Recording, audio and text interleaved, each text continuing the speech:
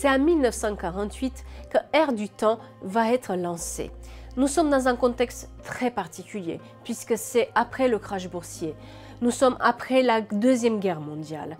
Il y a le chômage qui est très important en France et pourtant, c'est dans ce contexte-là que les femmes prennent les rênes de la haute couture.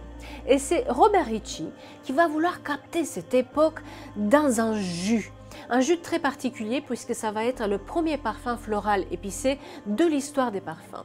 Depuis 1953, Air du Temps est un des parfums les plus vendus au monde. Toutes les 5 secondes, il y a quelqu'un qui achète un flacon Air du Temps.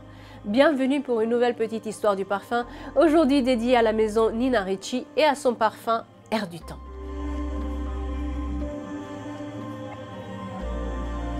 Maria Adelaide Ricci, que les proches appellent Nina, est née en Italie et pourtant elle a vécu presque toute sa vie en France. Elle est passionnée par la mode et à partir de 1908, elle va faire ses preuves chez Raffin.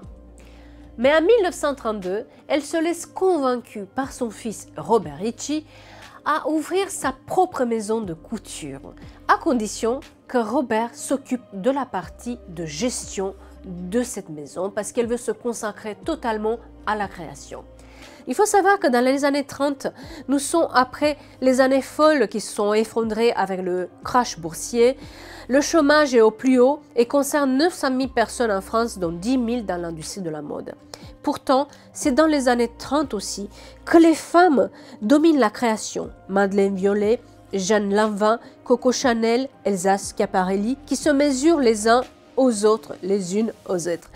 Et c'est dans cette atmosphère que Nina Ricci va ouvrir sa maison de couture. C'est pendant la Deuxième Guerre mondiale que Robert Ricci commence à réfléchir à l'avenir de la maison Ricci. Et il a une vision propre à lui, puisqu'il dit la haute couture reste un luxe réservé à un petit nombre, tandis que le parfum est beaucoup plus accessible. Sa clientèle est pratiquement universelle.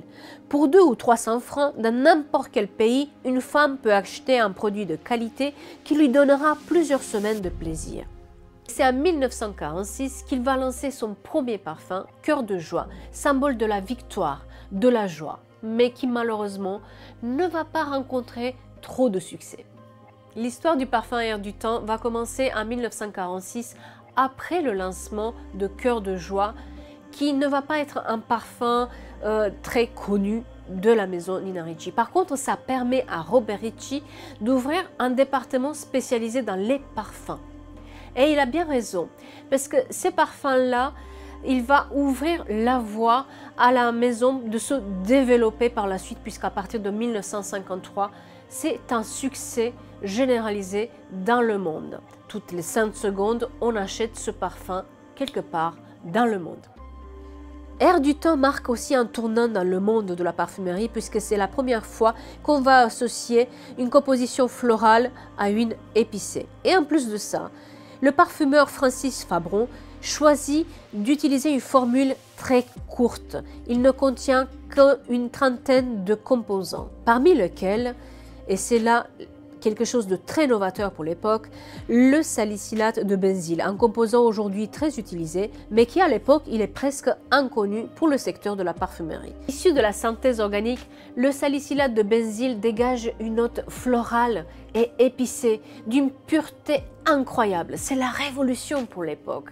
Jean Guichard, directeur de l'école de parfumerie de Givaudan, explique aussi « Ce qui est d'extraordinaire dans ce parfum, c'est son sillage très puissant, alors qu'il est très peu concentré, à peine à 5%, d'où la noblesse de ses matières premières et de leur temps de macération dans l'alcool qui est de 5 semaines, sur lequel la maison n'a jamais transigé.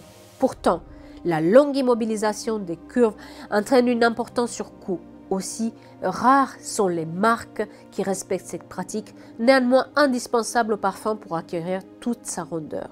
Dans sa composition, nous allons retrouver du gardénia, du jasmin et de la rose, de la bergamote, de l'iris et de la violette, et bien sûr de l'ambre et du musc.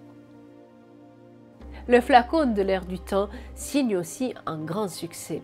Même si au départ, ce n'était pas le flacon que nous connaissons aujourd'hui, il y a plusieurs créateurs qui ont su faire des éditions limitées qui ont marqué l'époque pour ce parfum-là.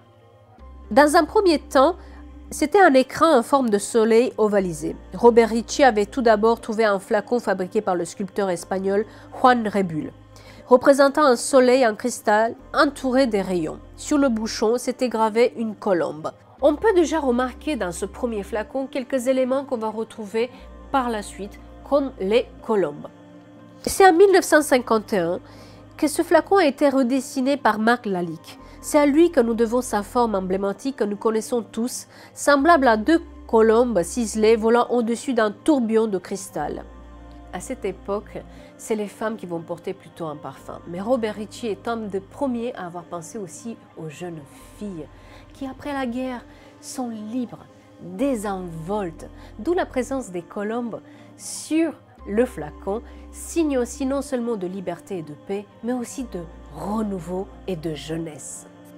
En 1999, ce flacon a été récompensé et nommé le flacon du siècle.